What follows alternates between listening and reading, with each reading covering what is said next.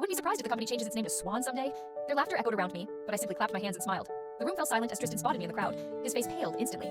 Linda, why are you here? He stammered. It's not what it looks like. I was just handing out bonuses, nothing more. Zara stepped forward with a smug smile, waving the share transfer agreement in her hand. Mr. Muller really is a generous boss, she purred mockingly. Thanks to his care, I can now afford a lovely Riverview villa. A few employees snickered, eager to witness the drama unfold. I met Tristan's panicked gaze calmly. Giving out bonuses is perfectly normal, I said lightly. Employees deserve their rewards. Make sure they get every penny. You're not upset? He asked, bewildered. Why would I be? I shrugged. I just stopped by to take a look. You're busy? Carry on.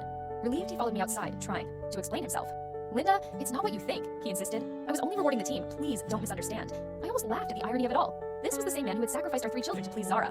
Now that he had everything he wanted, who was he pretending to convince? I kept my expression composed. Don't worry, I'm not unreasonable. I don't understand business matters anyway. Just do what you think is right. He exhaled audibly, visibly relieved. Before I left, he gently took my hand. There's a celebration banquet coming up, he said earnestly. I'll bring you this time. I have a big surprise for you. I nodded without a word and walked away. But inside, I sneered bitterly. He had already given me more than enough surprises. I hadn't even made my first move yet. But Zara had already struck. 2 hours after I finished packing, my phone rang sharply. It was Tristan, his voice thick with anger. Linda, he barked. All I did was reward my employees with bonuses and you just had to send a message scolding them? He paused, seething before continuing. I'm the owner of this company. I don't even have the right to manage my own employees? You're always saying you understand me. Is this what you call understanding? In the background, I could hear Zara's exaggerated sobbing and the hushed voices of employees offering comfort. I rubbed my tired eyes, feeling a wave of bitter exhaustion wash over me. You're overthinking it, I said calmly. It's only $10 million?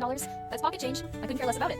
What Zara chooses to say is her business. If you believe her, that's on you. Don't bother calling me. Before he could respond, I hung up and immediately deleted his follow-up messages, demanding that I apologize to Zara.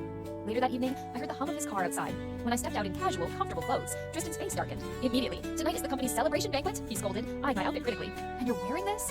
Before I could respond, the passenger side window rolled down, revealing Zara's youthful, delicate face. She stuck out her tongue playfully. Oops. Sorry, Mr. Muller, she said with a sweet giggle. I totally forgot to remind Mrs. Linda about the dress code. I gave her a polite, indifferent smile.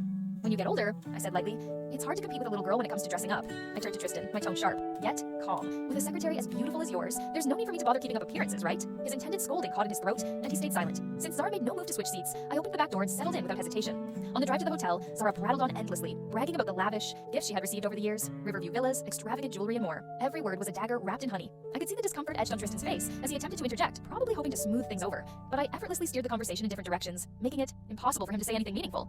When we arrived, a hotel valet greeted Zara with a respectful bow. Mrs. Muller, he said smoothly, clearly mistaking her for the boss's wife.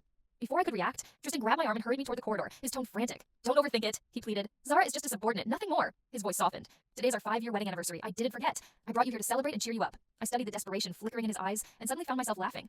I'm not upset, I assured him, keeping my tone light. Don't overthink it either. You go ahead. I need to make a quick phone call.